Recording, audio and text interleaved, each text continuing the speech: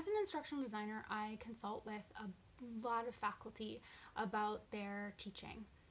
And despite how many people I meet with or how many times I meet with someone, there are certain ideas in teaching and learning that just can't seem to go away. And I'm sure there might be other instructional designers or cognitive psychologists that could be watching this, and they'll be nodding their heads at a lot of moments of this video. So the first dead idea that I can't seem to get away from is this idea of learning styles. People still to this day say, I'm an auditory learner, I'm a visual learner. No, that has been very soundly disproven. There is no such thing as different learning styles.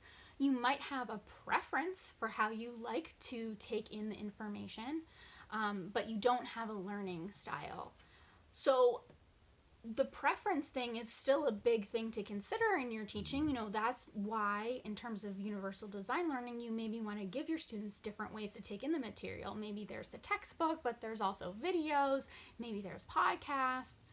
So it's still important to give your students options, but no learning styles. You are not a visual learner. Sorry. Another dead idea that keeps coming up is this right brain, left brain idea. Another thing that has been disproven. Now, certainly our brains, some of us are better at some things than others or worse at things, but there is no such thing as a left brain, right brain.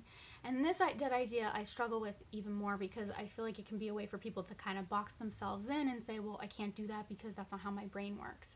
And so this is a dead idea that I really wish would die. A third dead idea that I would love to see go away is just this lecturing. Lecturing is old, ancient Roman and Greeks old, but people just still can't get away from it. And lecturing sometimes has its place, but frankly, unless you're a really amazing orator, it is not a very engaging way to learn.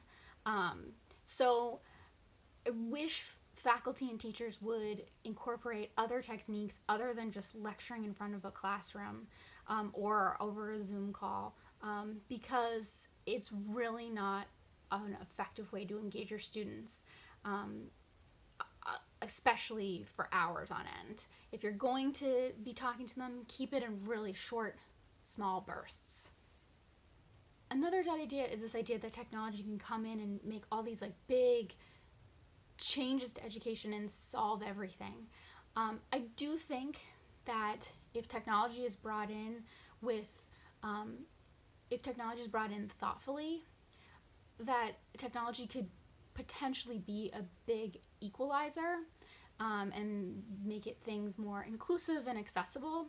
But I think we need to do it really thoughtfully and mindfully, because there are a lot of other things that we need to be thinking about from an ethical perspective.